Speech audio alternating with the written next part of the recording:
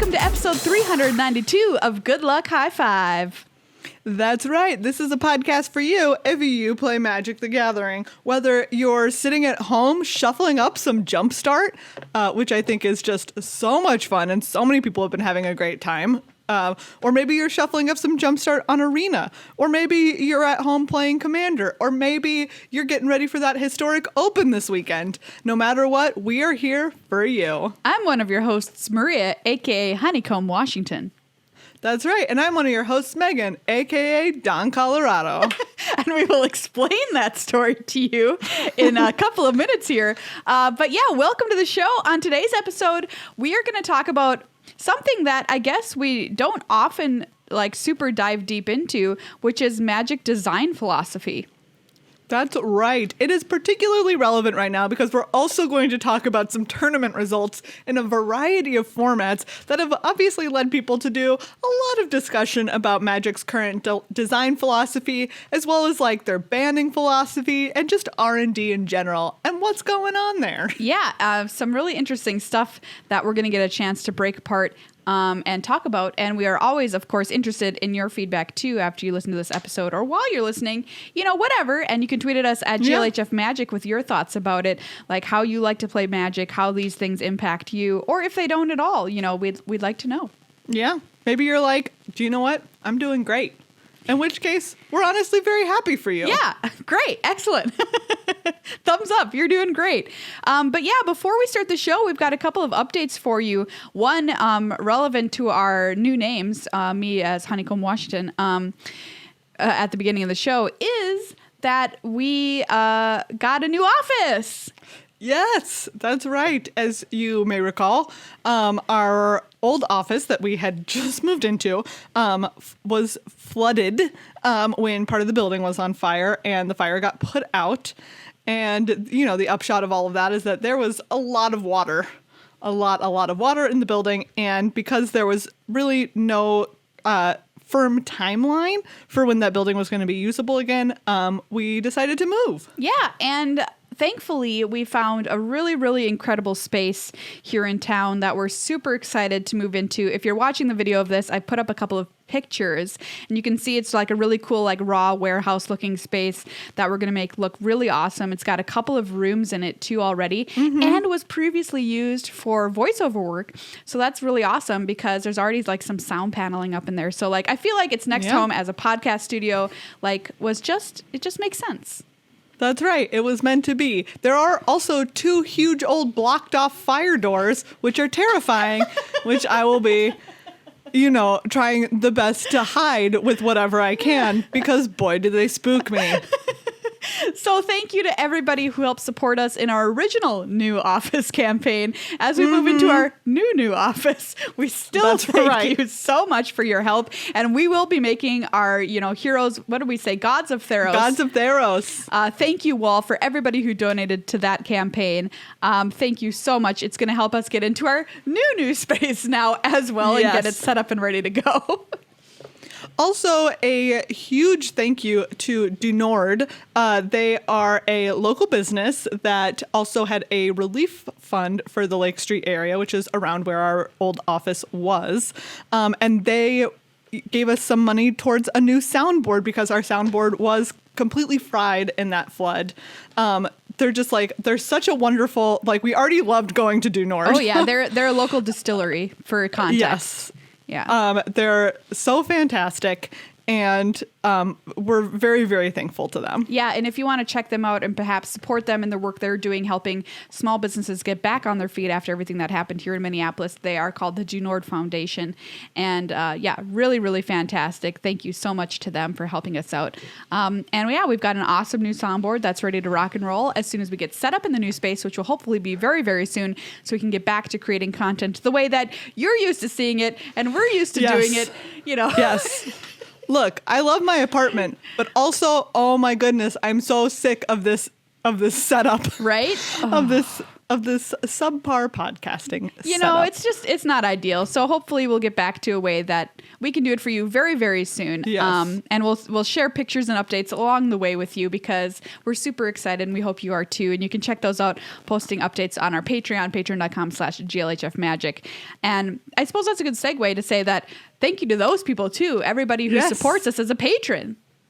Yes, thank you so much to everyone who makes this work possible.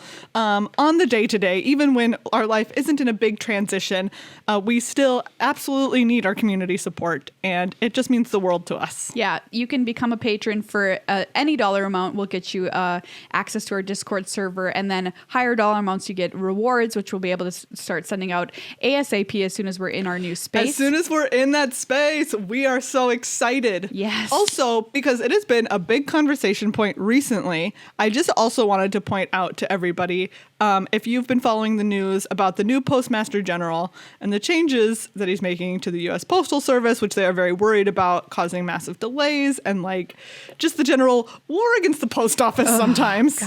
God. If you're like, that doesn't seem relevant to my life. I barely mail anything. We literally would not be able to do Patreon rewards or any rewards if it weren't for the U.S. Postal Service. That is how we mail all of our stuff out. And like the price point that we're able to do it at with them is so much lower than what we would have to do if we were with UPS or FedEx or something like that. Oh, absolutely. Like it just would not be financially feasible for, honestly, if you think about it, like probably a lot of small creators that you know. Yeah. People that are doing like small rewards and anybody that has to mail out a bunch of stuff. Like I can't even describe like how important it is for us to have the U.S. Postal Service as like a true service. Right, exactly. That's what it is. It's a service and it has a mission to be able to offer mail service for everybody. And it's not like, run with the mission of just profits. And it makes me so upset because I love the USPS and they've been so great for us to help us grow as a small business that we wouldn't have if they didn't exist. So go out there and support your post office, Exactly. You're like, what am I going to do? Buy stamps. Like, sure, do that, but also contact your representatives is a big one. Contact like your representative in Congress and your Senate person and just be like, hey, I know that there's like obviously a ton of things going on right now, but the U.S. Postal Service is important to me, and like you need to do something to make sure that they are stable and that they are operating the way that they should be. Great idea. Thank you as well to Card Kingdom for being a sponsor of this podcast. They've been a sponsor of ours for a long time now, and we absolutely love them. You can go to cardkingdom.com/GLHF if you want to buy anything for your magical life. Like you say you want some Jumpstart to play at home. I think it's a great way to play some Magic super quick and casual and really, really fun and hilarious kinds of decks you can build like that. Double Masters is coming out soon if that kind of thing is your jam. They've got it all, and they're super nice people. They really are. We love Card Kingdom, so head on out. If you're looking for some stuff to play, check them out. Oh, we forgot to tell the story. I'm going to tell the story now. Yeah, tell the story. For you all of Don, Colorado, and then Honeycomb, Washington. So one of the people who, started Do Nord is an entrepreneur who has actually had a lot of news coverage recently because, he's very entrepreneurial and out there doing a lot of good work. And his name is Chris Montana. And so we met him at this meeting about getting funds from Do Nord and got his business card. And as we were leaving, I was like, gosh, that name is just so cool. Chris Montana is a very cool name. And then a couple of hours later, Maria and I were talking about it. And she goes, yeah, what was his name again? Don, Colorado? You know what? Almost. I was almost right. You know what? You're not far off, except that it's absolutely not his name. But anyways, that is how Don, Colorado was born. And then I was telling a friend of ours, Katie, this story. And she's done a lot of different copywriting and marketing gigs around town for a very long time. And she was like, a couple of years back when I was working for the Timberwolves, which is our basketball team here. You might not know them because they never win. Because they are quite bad. They are quite bad at basketball. So anyways, and she was like at an event for them, and there were a couple of like older players there who were there for like, you know, whatever event was going on. And she met one named Pooh Richardson, like Pooh. Also, just a weird name.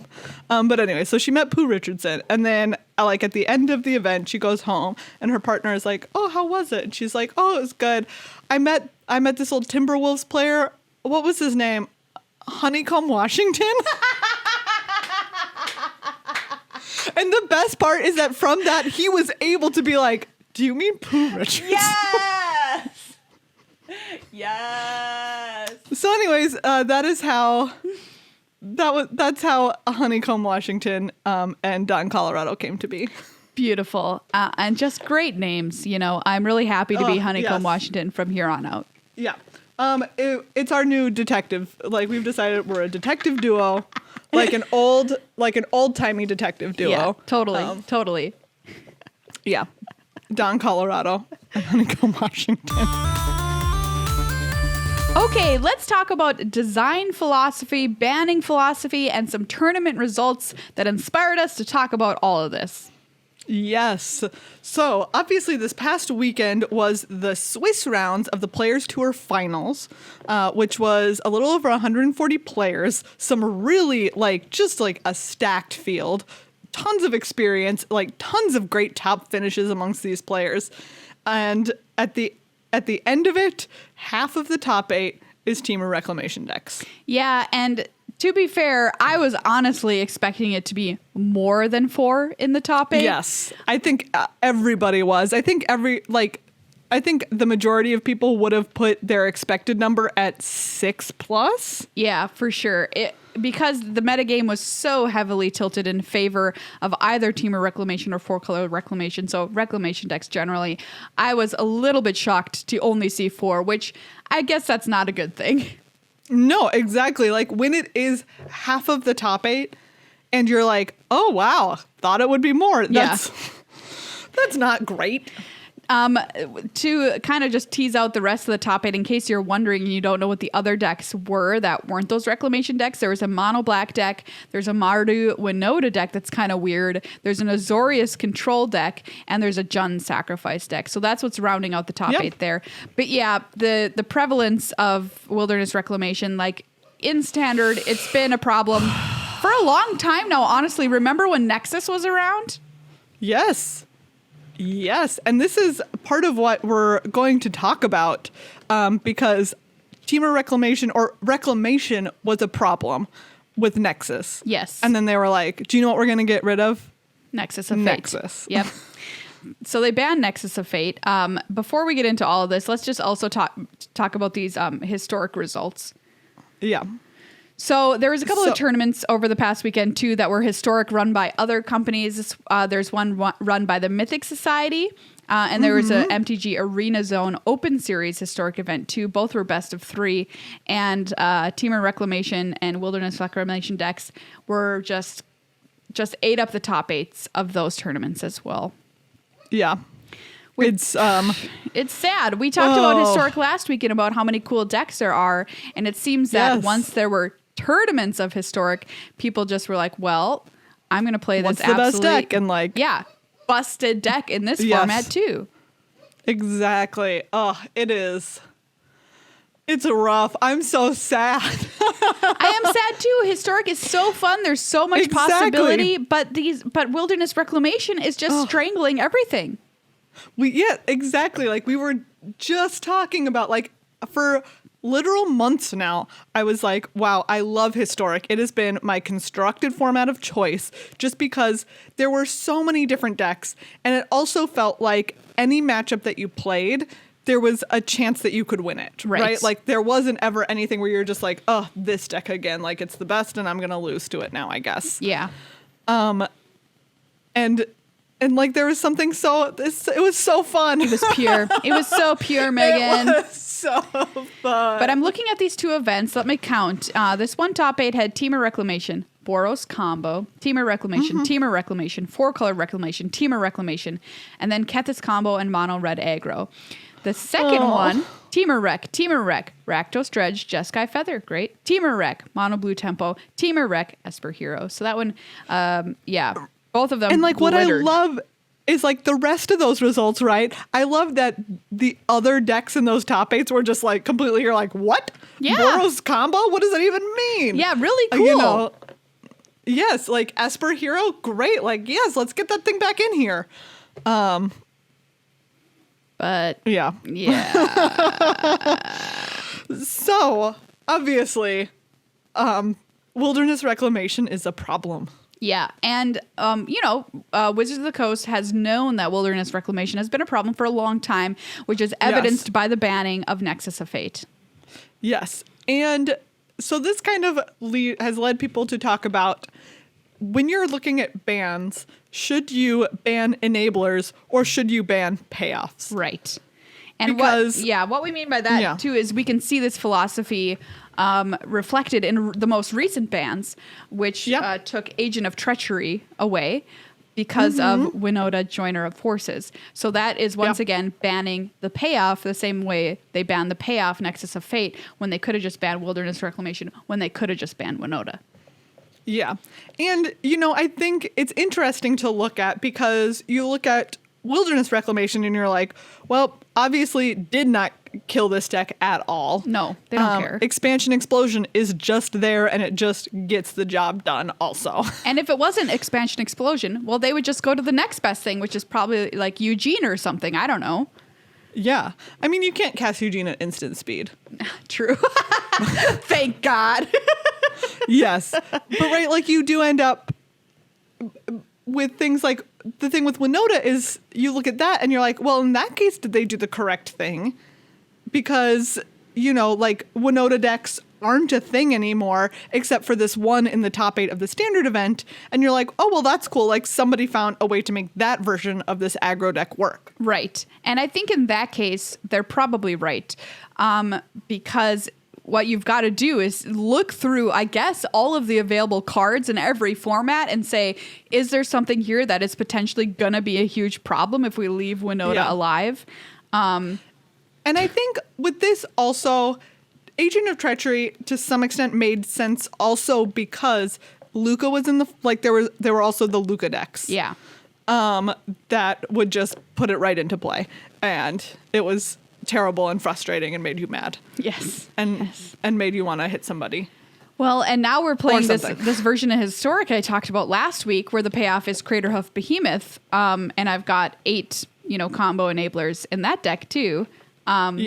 Which is, one of them is Luca. It's not a Winota deck, but like, that's another, I don't know, I guess not good enough deck, but it's just kind of wild to see all of these formats. It feels like so quickly they just start spinning out of control, and R&D will come in and be like, okay, we're going to get rid of this piece. And it like the spin will slow for a second and then it just spins out of control again. Yes, absolutely. And so because of this, you've got 2 problems. You've got the question of banning the enabler or the payoff, which WotC is they're weighted to banning the payoff because the enabler is often a sweet card that they want people to have access to and brew with. And they don't want to rip that toy out of everybody's hands where if you're like, oh, we ban Agent of Treachery, you're like, fine, like whatever. It's a common, like I can find something else cool to do with this enabler. What? It's a rare. Agent of Treachery at common? It was a rare. Wasn't it? I don't remember. Felt like one. Honestly. It has to be. It has to be a rare. Okay, I'm looking it up. Don't worry. I feel nuts. Maybe you're right. I just was like, it costs so much mana. You just didn't care when it was it's banned. a rare. It's a rare for sure. Yeah. Okay, so like, I think you end up with, in these columns, right, of like pros and cons for banning enablers versus banning payoffs, right? On the pro side of banning an enabler, Like you just axed the problem good. Yeah. It's not coming back. You took an axe to Oko and you chopped down your hallmark card from Throne of Eldraine. Exactly. And it's like, that's not gonna, it's just not gonna happen anymore. Instead of being like, oh, should we ban Gilded Goose so people can't play it on turn 2 or whatever? Or should we ban, what am I trying to say? Nissa? Like that was also a talk, you know, like a thought people had. Growth Spiral? Yes, exactly. But they're like, no, like just get Oko out of here. And you can look at the same thing with like, if they had just banned Reclamation, it would have just been like, well, that problem never rears its ugly head again. If you're going to cast Nexus of Fate, you got to do it honestly, kid. Yeah, exactly. And, you know, there's another third prong to this trident of this Nightmare Trident, which is mana acceleration and mana cheating being something that is kind of again and again shown that it's a huge problem in Magic. And whenever they try and do it, they're like, ooh, maybe now it'll be okay. But it never seems to be okay when they bust it as hard as Wilderness Reclamation. Yes, exactly. Like Wilderness Reclamation and what's the one that did get banned? Fires of Invention. Yeah. Right, where it's just, and you just doubled mana. As opposed to like, right, Arboreal Grazer, you're like, oh, cute, you put another land into play. Like Growth Spiral, like cute, you put another land into play. And then like, it's like, bam, like fires, and it's like, congratulations, now you have literally double your mana every turn. Exactly. Wilderness Reclamation, congratulations, double your mana. So I think we can like pretty easily identify that congratulations, you've doubled your mana is not safe. It's not a great thing to do, especially when it's not, right? For a while there was Prophet of Krufix, but that at least is a creature so you can remove it. Yes. And Prophet of Krufix, a big enough problem that you can't play it in Commander. Right, exactly. And even though these things are enchantments, and I think WotC was trying to be proactive at putting enchantment removal on other things because they had an enchantment heavy set and because of maybe these issues. But it turns out that that's just not good enough. No. Like, what are you going to do? Like, just like play 4 Gem Razors, even though that's like not what you want to be doing? Yeah, it's just too niche. I think there's just, it's just too niche, period. Yeah. And so like, hey, maybe the idea here is like, we've learned our lesson. Congratulations, you've doubled your mana. No more. Not a great thing. Yeah, and on the other side of that, like I said, you know, like pros and cons to both. Like the pros of banning payoffs as opposed to enablers is this space to be like, hey, is there something else cool that you could do that maybe isn't overpowered? Yes. Where it's like, oh, maybe Reclamation was only overpowered because you could take endless turns. Well, turns out maybe, not true, but... Exactly. Like, maybe Fires is only overpowered if you can put an Agent of Treachery into play on, you know, turn 5. Yeah, exactly. And then Flicker hit also. Yeah. That turn. Ouch. So, yeah, I think the problem, as people have pointed out, though, that the problem with that was there was just a next... at best least as thing. Powerful thing. Yes. Like there was just Expansion Explosion waiting around. Yeah. So I think that we're going to get to design philosophy and how these cards like come into existence in a second as potential issue. But like, say we're talking about just banning. I think that they need to weight themselves a little bit heavier towards banning the enabler in the future. Yeah. I respect that it's like a very tough position to be in. Oh, absolutely. Right? Because you look at, like I said, like you look at Winota and that feels like you did the correct thing. Yeah. Right? Or you look at Agent of Treachery, like specifically, you look at Agent of Treachery and you're like, you did the right thing. Like Winota decks can still exist and they still can do some cool stuff, but they're not 100% busted. Yeah. You know, Luca is basically completely disappeared. So like in that case, it did work out. Oh, it's just a really tough spot. Okay, I've got another solution. So far we've got one Yes. solution. No more doubling of mana. Second solution. Okay, yeah, that's a good solution. I think that we can say that that's a good solution. Unless it's like on a creature or something, because there was a creature printed that does that essentially, but it was a lot of mana to cast it. Or like the bad red ones that are always just like, you get all this mana, you can cast one more spell. Yeah, one thing. I don't care about that. That's probably fine. The other solution we're going to offer, which is one we talk about all the time on the show, is to stop us from getting to this point in the first place and to make better educated decisions on bans, which is pay more money into your playtesting team. Yes. Like, just put more people in there. Put more people in there. Double the size of it. Double the size of it. I know they recently did grow it by quite a large amount. It used to be like a couple of people just doing it in between other jobs that they were doing.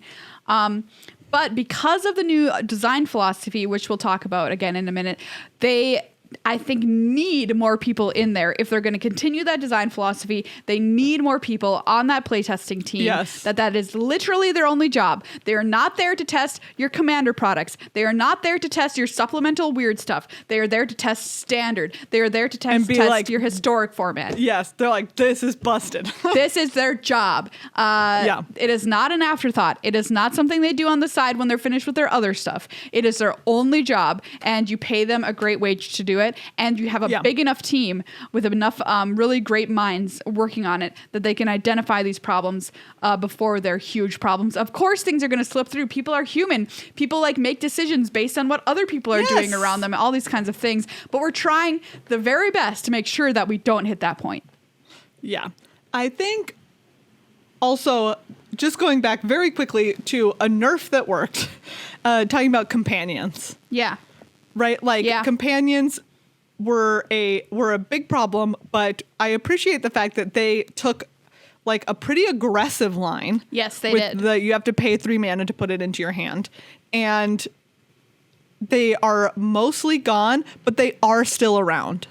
Yeah, I think that was good. There are still people making good use of them if they really need to. Right? Like, that's a spot where you're like, okay, you didn't kill it completely. You didn't just say, like, companion mechanic is gone. Dead. Ban all the companions. Good day. Like, we wash our hands of this. Yeah. It was like an aggressive attack on it that didn't completely, obliterate this, like, pretty cool design space that they found. Yeah, and we've mentioned a lot on this show, too, about letting wizards play in the creative design space and giving them the space to be able to do that, because if Wizards starts printing sets that are like same, their game is going to kind of like, I would like, that's guess. boring. We don't want that. Yeah, no. Although we say that, and then I think back to, like, right, we didn't have these power problems with, I guess we have said this before, right? And some part of my brain does still hold on to it of like, I want them to feel free to make some really, really wild decisions. Yeah. And just like push that envelope, and in my heart just be like, every once in a while, you're really going to bomb out on this, and like, it's okay. I mean, because I want that wild stuff. But also, I guess I kind of think back to sets that I really enjoyed and standard environments that I really enjoyed that weren't part of that. And I guess, to be fair, I wasn't bored. Like, original Theros, we loved. Yeah, that's true. And there wasn't stuff like Devotion is actually, I guess, a little busted. Or like, people found ways to like really mess around with Devotion. But yeah, it's still so, I don't know. It's a really tough balance. I always come back to the sagas being something that I love, that was innovative and that wasn't busted. But like, it comes back to increasing the size of your team and allocating funds to be able to make sure you can pay for that team. And that's just not Wizards of the Coast, right? They're owned by a parent company, Hasbro. And Hasbro has to say, hey, we're giving you more money to do this thing. Because they can't really steal it from too many other places once you've made a budget. So it's a question of prioritization and making sure that Hasbro, Board Game Daddy, knows that you need more money for this thing that is going to pay off in the long run. That's like, not like, hey, look at us, we're increasing sales or whatever. Board Game Daddy.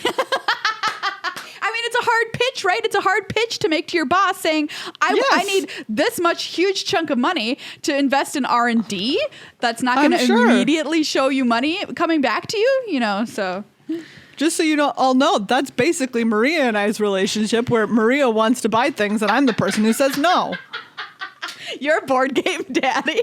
I'm board game daddy. Oh my God.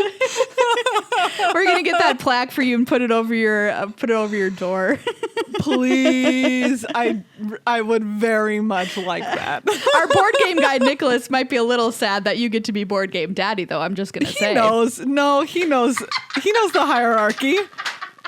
He knows I'm board game daddy. Like, yes, if you asked him which of the two of us was board game daddy, he knows the answer. What daddy am I then? I want to be a daddy. We'll figure it out. Okay, if you all think of what kind of daddy I am, please let me know, because I really need to know. But yeah, we've been talking a lot about design philosophy, but we haven't exactly clarified what they've been doing. In case you don't know, ever since War of the Spark got released, they've been following the design philosophy that's shorthanded to FIRE, and it stands for fun to play, inviting to new and enfranchised players, replayable due to balance and diversity, and excitingly powerful and brewable. Yeah. And I mean, like, gosh, when you say those things in a row, it's just like, what a monumental task. Well, yeah, exactly. Honestly. That's what everybody wants to hit these things right here. Inviting to new and enfranchised players, we talk a lot too about how those are just like the range of people's Magic experiences that they're looking for is absurdly wide. You're right. Maybe that one's just kind of impossible. I mean, I guess if you have multiple products, but the same product. Which they do. And I think a lot of the time, they are trying to attack it with different products. Like you have, like the Precon Commander sets, which we've always been huge fans of. And then you have, obviously all of like the limited and draft sets, and you have core sets and all of that sort of stuff. And you have like Jumpstart.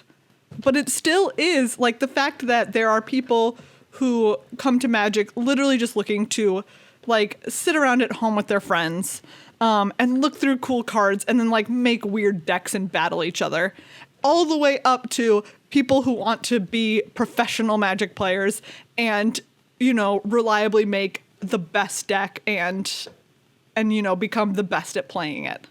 That's like, how are you ever expecting one game to cover everything between those two extremes? It's wild. I mean, they've been doing a good job, I think, recently of giving us that diversity of products to try and meet all of these different audiences. That does leave people feeling like, I can't keep track of the next booster. I don't like the set boosters just got announced, which we talk about on the upkeep, but like, I can't keep track of all this stuff. That's one thing. It's like information overload and huge saturation of the market. But on the same time, they're trying to address all of these different audiences, concurrently. Yes. And that, I think, is happening. Yes. And certainly, like, fun to play, I would put limited in that category for sure for most of these past sets. Yes. Limited has been very good, which we should take a second to appreciate. Yes, and I think that's a direct result of these playtesters. Yes. I still remember, like, I feel like back when Cons came out, Cons of Tarkir, and that was our first, like, set that we experienced being like, oh, this is when people talk about their favorite draft sets of all time. Like, this is something that has the potential to be on people's lists. Yes. And it felt like those things only come around once in a blue moon, right? Like, because they're trying to balance so much different stuff with these boosters and with these environments. And then the number of times that sets have felt as good to draft as Cons of Tarkir did since then is very high. Yeah. Like, Dominaria is in there, Ikoria is in there. Like, that's, already that's so many more than I think people at that time would have looked back and said. No, I think that's a fantastic point. Like, it seemed like good to draft sets were few and far between. And now we get like at least like a pretty solid draft set every single time. And yeah, exactly. We should not forget that is happening. Yeah. Like Ikoria just happened. Like, what a wild time drafting Ikoria is. I know. And I love it's Mutate. so good. It was really fun. Yes, and there were so many different decks to find in there, right? Like everyone obviously found like the Zenith Flare deck, like the Cycling Zenith Flare deck, but then there were like Black-White Humans decks, there were big-time Mutate decks, like there was just so much going on there. There was like Blue-Red Spells decks. I had a ton of fun with Throne of Eldraine. Yep, Throne of Eldraine, really good time. So, like, I think they're nailing it on fun to play as far as limited environments go. But fun to play kind of gets knocked way out of whack if you have a deck that's just like one thing. One deck can knock fun to play right out of contention for standard. Yes, and that is such a big problem, I think, for constructed formats, is that if it happens, it just is like a gut punch to the format. And this is a problem, too, here with R and E. Replayable due to balance and diversity, and excitingly powerful and brewable. Replayable can only exist if balance is true, and excitingly powerful can sometimes come and take the hammer. Yes, to can like really, replayability. Like cut away at that. And do you know what's interesting is this doesn't, when we're talking about like super competitive players, that end of the spectrum, I thought it was interesting this weekend. It was the first time that I've heard people being vocal about how they actually, to be fair, appreciate reclamation mirrors because they are so skill testing and so interesting to them. Yes. I've heard that as well. Yeah. And I have witnessed it. Yeah, an interesting balance of you have a lot of people who are just like, I do not want to, and I'm a person who does not want to play mirror matches all day. That is, even if it is the most skill testing of the format or like the most skill testing way to play the game, it's just not fundamentally interesting to me. Even if that's the best way to, you know, like be exercising the muscle of being excellent at playing Magic or whatever. I just don't want it. If I play too many mirror matches, I close Arena. Yeah, so do I. Because I don't like it's not interesting to me. But it's difficult because I respect the fact that to pro players, it's like there is some sort of like fascinating element to it. Yeah, just like being able to play based on what you assume your opponent has in their hand because of what they did 2 turns ago or whatever. Mm-hmm. That exactly. I do respect it too. It's just not for me. And I think the people who are in that category is probably like a very, very slim percentage of Magic players, like 1% or whatever, who think that is a super fun afternoon. I don't know. Maybe I'm wrong, but that's what I would clock it at. Even those players don't think that the format is good. Yeah, that's true. That is true. Which I think is like hats off to you if you can be like, I'm very much I enjoy how skill testing this is. And also I know that this format is like not healthy. Yes, exactly. Because of that, like if you can have a group of people who are saying there is something that I appreciate about this and also it is unhealthy, like that's that's probably a real good sign that something's not right in the state of Denmark. That's true love as well. Something is rotten in the state of Denmark. So Cube April, friend of the show, obviously, has made us Cube videos in the past, been on the show a number of times, and is a great Magic presence on Twitter, tweeted out a couple of polls, which I thought the results of were kind of interesting. Yeah. She said, with the release of War of the Spark, Wizards started using the Fire philosophy. Which have they done the best on? Fun, inviting, replayable, exciting. And while this is far from scientific, I just thought it was interesting that exciting got the biggest marks here, 54% of the vote, followed by inviting, followed by fun, and replayable was dead last. Yeah.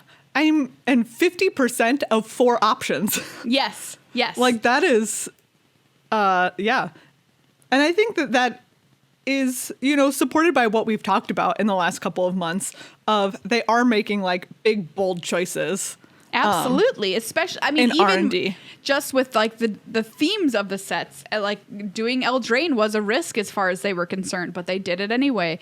War of the Spark put a Planeswalker in every pack. That sounds crazy. They did it anyway. So I do think exciting is they are nailing it, but sometimes it can have bad consequences, we see now in Standard. And you know what? Aside from aside from Little Teferi, who everyone is just like sick and freaking tired of, it's wild to think that like War of the Spark, in terms of power level, where there was a Planeswalker in every pack, did not have, like, was not as bad for Standard. Yeah.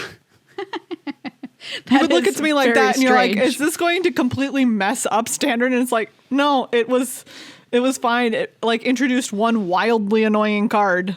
Hey, Megan, tell me what happens to you in your body when I say this. Let's slow things down. No. Let's slow this down. What does he say? But yeah, are you having a reaction? Yeah, like that. Like when I yelled no, that's like my visceral reaction to hearing that phrase. And I have all audio turned off on Arena because I can't. You know what? I wonder if this could be helpful in identifying psychopaths, is make them play Magic for a long time, put them in a small room, connect them to a machine, play the Teferi's voice line, see if there's a reaction. If there's no reaction, psychopath.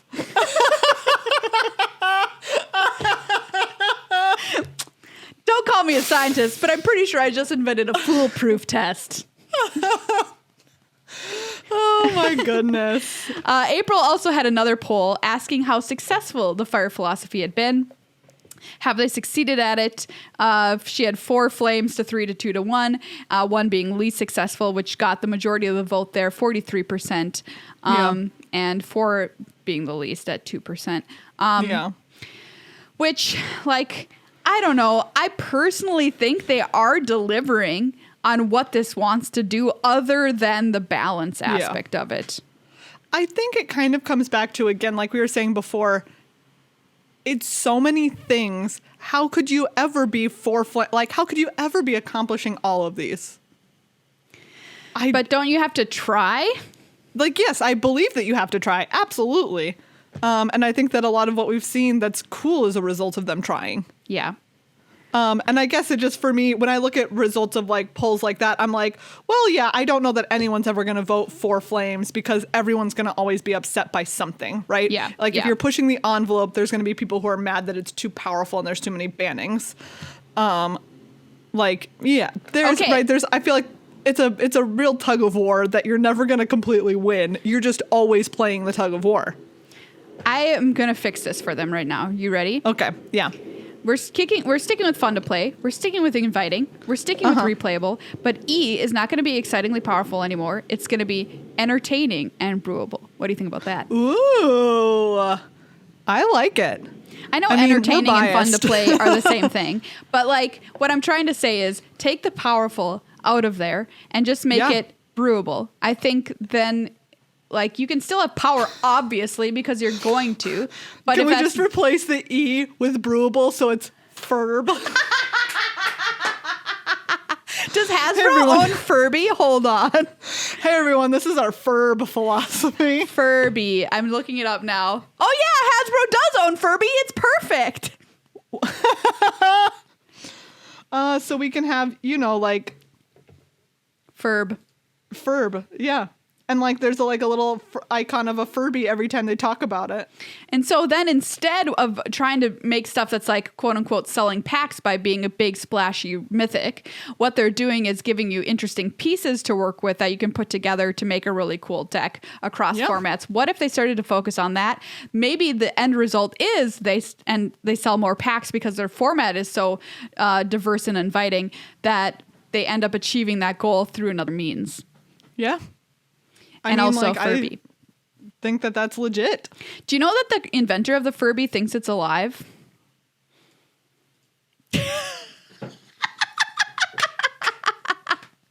I don't even know what to say. Yes. Tell me more. Well, okay, so this is one of my favorite all-time episodes of Radio Lab where they talk about like artificial intelligence, and they have the inventor of the Furby on, and they ran an experiment with little kids where they would hold a Barbie upside down and see how long they could do it, which is like infinite, right? And then they hold a Furby upside down and how long can the kid do it? And the answer is like way, way shorter because the Furby cries and yells at you when it's held upside down. It's like, oh no, don't, I'm scared, or whatever. So the kids are like, oh, I don't think they speak English. Don't they speak like Furby? No, I'm pretty sure they speak English. No. Do they? Yes. I'm pretty sure. Did I just like translate Furby without ever thinking about it? Okay, you look that up while I tell the rest of the story. This is a psychopath test now. Yeah, so okay, keep going. They hold the Furby upside down. Well, regardless of if it speaks in English or whatever, it's upset. And the kids can't do it because, it's just tough to hear something crying when you're holding upside down. You're making it cry. And the investigators were even like, you know that Furby's not alive. And the kid's like, yeah, I know Furby's not alive, but it still bothers me. And they were like, why is that? And anyway, they interviewed the designer of the Furby who talked about creating it and everything, and they ask him point blank, is Furby alive? And he's like, you know what, yeah, I think Furby is. Like, how do you draw the line? Like, it's responding to its environment or whatever. And it was just a really interesting episode that's got a bunch of great pieces in it, and that's one of it. And I was just sitting in the car listening. I was like, what? But yeah, that's what he said. Oh wow. Okay, hold on. I'm listening to several Furby videos on YouTube to Oh no, our algorithm's gonna be completely trashed. You're gonna get ads for Furbies now? I swear to God. I mean, we are. Okay, hold on. I can't wait. Oh, I'm looking at the new Furbies. There's like apps and you connected, and oh yeah, it makes sense. I guess it all Okay, makes it's sense. laughing. Okay. It definitely says stuff. Oh my goodness. Okay, yeah, they do speak English. Oh, that's not. What did it say, Megan? What did the Furby say to you? It said very happy, and then now it says it goes. Oh my goodness. Okay. What? It's like tickle again. You tickle me. No, I hate it. I can't listen to it. Oh no. I'm going to put Furby. the link specifically to this video that I'm watching so that you can put it in the show notes. Great, thank you. Anyone that wants to Can can creep go themselves watch out. this. Can go creep themselves out. There was like people who were scared their house was being robbed, that there were ghosts in their house because Furby would activate and just say Like- weird stuff, like when it was lonely. When it was lonely. See, I'm talking about it like it's real. Yes. Wow. Maybe Furby is alive. This has gotten really existential for me. Anyway, fix all of your Anyway. problems. We've solved them. No doubling of mana on things that aren't creatures. Increase the size of your playtesting team by twice, double it, and change fire to Furb. You're welcome. You're welcome. Change fire to Furb. You're welcome. What if we fixed magic? Well, everybody, that's this episode of Good Luck High Five. Thank you so Yeah. much for watching. If you've got your fixes to Magic's banning problems, you can let us know at GLHF Magic. That's our handle Yeah. on Twitter and Instagram. Or you can just say, you know what, you're right. You've solved it. Yeah. Or if it makes a nice little acronym like Furb, please let us know. We want to hear what words you can make with a design philosophy for Magic. Absolutely. Big thank you to everybody who's a supporter over on patreon.com/GLHFmagic. You are the people that keeps the show on the air every single week. Both this show, The Upkeep, our Board Games YouTube channel, all of it is because of your help. Thank you so much. We love to see all the new members that come. Every single time we get a notification, it's like the best moment of our days. So thank you, everybody, and everyone who continues to support month after month. You are invaluable to us. So please give yourself a pat on the back right now. Like literally, I want you to do it because you deserve it. Yes. Thank you as well to our wonderful sponsor, Card Kingdom. Just a lovely set of people. Yeah, absolutely. And, oh wait, I wanted to give a quick pandemic update. Oh, yeah. Just because this one is so dumb. Let's hear it. Last night, I had a dream where a goose attacked me because I wasn't wearing a face mask. I was out at a park and like a goose like full on chased me, pecking me. because And I that's wasn't what'll wearing a happen to mask. you if you don't wear a face mask. You hear Exactly. me? So like wear a face mask or else a goose is gonna get you. That is a threat we can back up.